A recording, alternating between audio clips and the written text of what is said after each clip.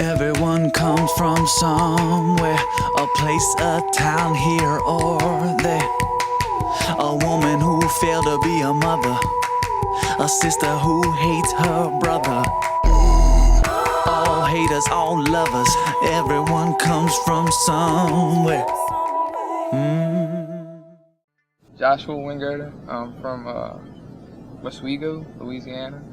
Josh before Christ. I guess you could say me as a person wasn't such a cool guy. When I initially met someone, I I would look for a reason not to like them right then. So I didn't have to deal with them, didn't have to become attached to them. For the most part, I was just an empty person. The way I viewed God at the time was I didn't like him. I didn't believe him. I would tell anybody that was a believer or tried to talk to me about it, or him, that was just a fictional character made to make people feel comfortable. I would say things or do things like my friends would tell me, or say something about God, and like the only God in my life is me. I literally would say that. That's pretty much how I felt about things. It's like I controlled my own destiny. I am my own person. I wouldn't dare say that anyone else controlled anything in my life except me, And that's just how I viewed myself, as basically like my own God. So I guess you could say, in a sense, I was worshiping myself. Strangely enough, how everything kind of changed in my life was through a new friend. It was a guy. Some of you guys might know him. A guy named Jason Hathorn, and he worked with me at the Home Depot. We got into a conversation, and he asked me, if I had Christ in my life, and that conversation ended immediately as I laughed at him in his face, and kind of just walked away. And I've had several people come to me and ask me that question. Do you have Christ in your life, or how do you feel about God, or why don't you come to church with me, or all these other things, and I never really responded well to that. It was more or less, get away, I don't like you. Jason continued to be that guy, but also became a friend of mine. And the way he became a friend was he just loved me in general. He got to know me, everything about me.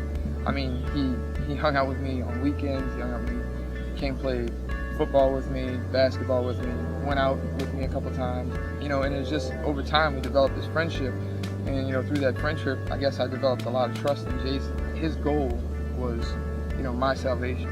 It wasn't about, hey, here's another notch on the old belt. I got somebody in here going to church with me.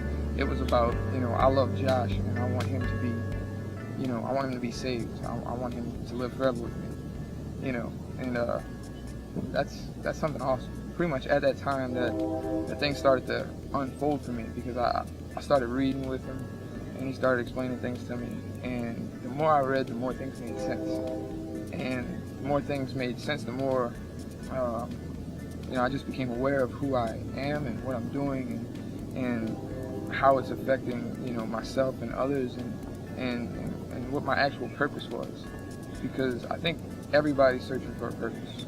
Whether you think you are or not, you're searching for a purpose. That's because we all actually have a purpose that we're supposed to be serving, and this purpose that Jason taught me, and that's Christ. We're supposed to be serving Christ. I have this total different outlook on people now, and it's pretty much the same approach Jason had with me, which was, love the person. Even if they reject Christ, love the person, be there for them. Be that friend, build a relationship with them.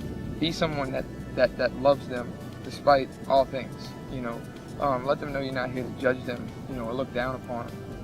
I feel like the way I'm living the gospel or living for Christ is it's every day, all the time.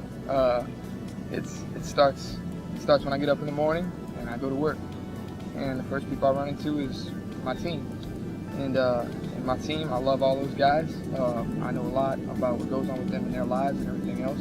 And we have conversations about Christ. We have conversations about their marriages. And we have conversations about my relationship with my family or what's going on in my life. When I go home, I bring that to my family, because this is a part of my life, and this is a part of who I am. And I feel like if I'm not representing that, if I'm not loving people, and if I'm not, living the gospel, then I'm not representing who I am ultimately. I mean, that's what we're here for. We're here to love everyone, you know. And whether or not you know that, or whether or not you do that, you know, you should be investing in something. You should be pouring into somebody. Because the thing that I have now, the thing that I have, and by the thing I mean the relationship I have with Christ, you know, I could have never had that without Jesus. And that's the greatest thing that I've ever experienced in my life. And it would just be awesome if every person that's finished could give that gift, or help give that gift to somebody. I mean, you can be part of the greatest thing someone ever received.